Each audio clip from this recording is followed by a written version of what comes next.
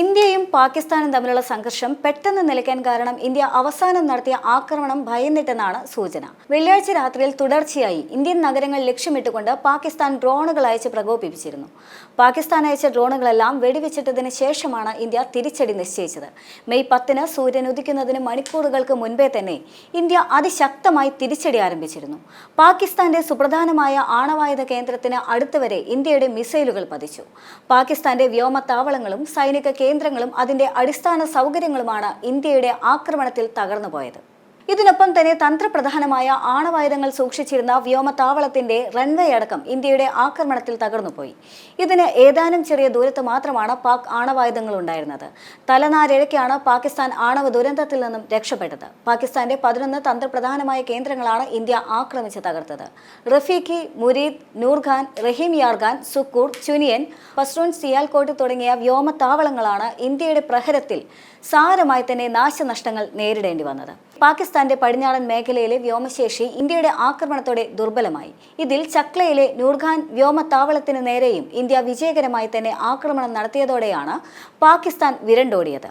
പാകിസ്ഥാൻ വ്യോമസേനയുടെ ചരക്ക് വിമാനമായ C-130 Hercules, IL-78 എന്നീ യുദ്ധവിമാനങ്ങൾക്ക് ആകാശത്ത് വെച്ച് ഇന്ധനം നിറയ്ക്കാനുള്ള വിമാനം എന്നിവയുള്ളത്.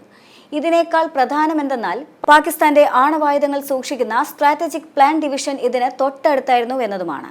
പാകിസ്ഥാൻ ആണവ പദ്ധതികളെക്കുറിച്ച് അറിവുണ്ടായിരുന്ന US ഈ ആക്രമണം അറിഞ്ഞ് ഇടപെടുകയായിരുന്നു. പാകിസ്ഥാന്റെ ആണവ കമാൻഡിന്റെ തലയാണ് ഈ സ്ഥലം. അവിടെ പോലും വേണ്ടി വന്നാൽ ആക്രമണം നടത്താൻ മടിക്കില്ല എന്ന് ഇന്ത്യ വ്യക്തമാക്കിയതോടെ പാകിസ്ഥാൻ അമ്പെ തളർന്നുപോയി.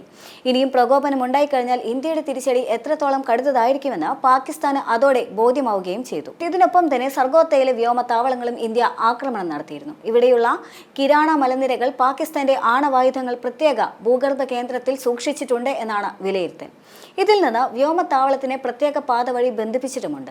ഇന്ത്യയുടെ ആക്രമണത്തിൽ ഭയന്നുപോയ പാകിസ്ഥാൻ US ബന്ധപ്പെട്ട് വെടിനിർത്താനുള്ള സന്നദ്ധത അറിയിക്കുകയായിരുന്നു. ഇക്കാര്യം US ഇന്ത്യയെ അറിയിച്ചു. തുടർന്നാണ് DGMO തലത്തിലുള്ള ചർച്ച നടന്നതും വെടിനിർത്തൽ ഔദ്യോഗികമായി തീരുമാനിക്കുകയും ചെയ്തത്.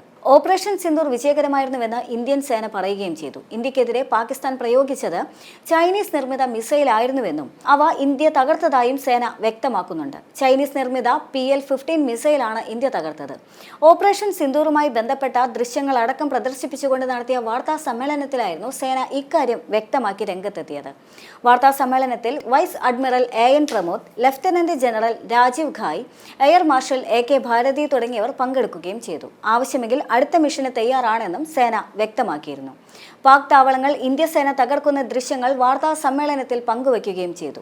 നൂർഖാൻ വ്യോമത്താവളത്തിലെ തിരിച്ചടിയുടെ ദൃശ്യങ്ങളും റഹീമാഖാൻ വിമാനത്താവളത്തിന്റെ റൺവേ തകർത്തതിന്റെ ദൃശ്യങ്ങളും സേന പങ്കുവച്ചിരുന്നു.